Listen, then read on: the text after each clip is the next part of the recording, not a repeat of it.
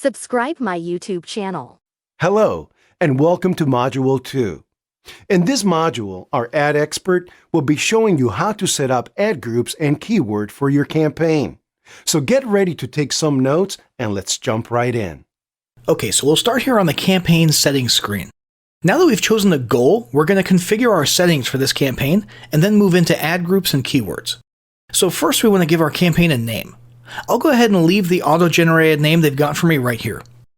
Next, we'll choose which networks we want ads to appear on for this campaign. Now you can augment a search campaign with some limited display network ads if you want, and in that case, Google will basically determine relevant placements around the web and stick your ads there with what it considers leftover money from your budget. For our purposes, we'll go ahead and uncheck that display option and focus on search only. Next is the location field. Now this is pretty cool.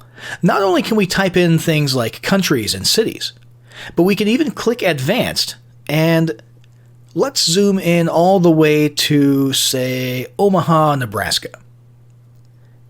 We'll click radius, pin mode, and I can drop a pin and narrow my target audience all the way down to a specific number of miles from that pin. It's insane what you can do. But for the sake of this tutorial, we're just going to stick with all countries and territories. Next, if you're targeting your audience based on language, you can do that right here. And then we have the budget.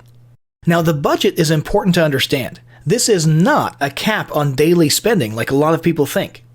What you're actually setting here is your approximate monthly budget divided by about 30 days. So the actual spend on any given day could be as much as twice what you type here, and on other days it might be considerably less than that number. But Google will make sure that by the end of 1 month, when you divide it all up, you will have spent this number times about 30. So this will end up being your daily average, not your actual daily cap. Now you do have an option here. If you need to spend as much money as possible and get these ads out in a shorter period of time, let's say you're doing retargeting for a week-long product launch, or you're trying to meet a sales quota or something like that. You can set delivery to accelerate it so it'll spend your money faster. But just be aware, of course, that this will obviously cause your budget to run out early. Next is bidding. Now, bidding in AdWords is of course based on the old ad auction framework where Google's algorithms are constantly deciding whose ads to show where and when and how often. You can choose what metric you want your bidding focused on right here. It's automatically set to clicks, which means it'll optimize for people actually clicking on your ads, but there's other options as well. Impressions refer to how many people see your ads, regardless of whether they click.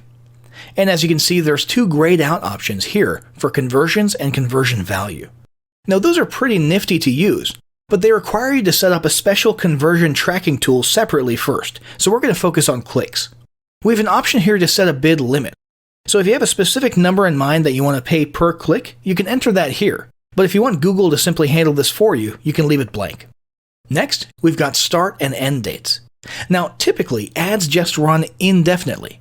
But you might have a specific reason for setting an end date. For example, if you're running a limited time offer or promoting a live event.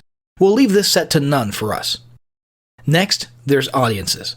Now here's the thing. Audiences are great. You've got a lot of demographic and interest-based options to choose from here, based on mountains of data that Google has collected, as well as based on your own data, like if you create a remarketing audience with a tracking pixel.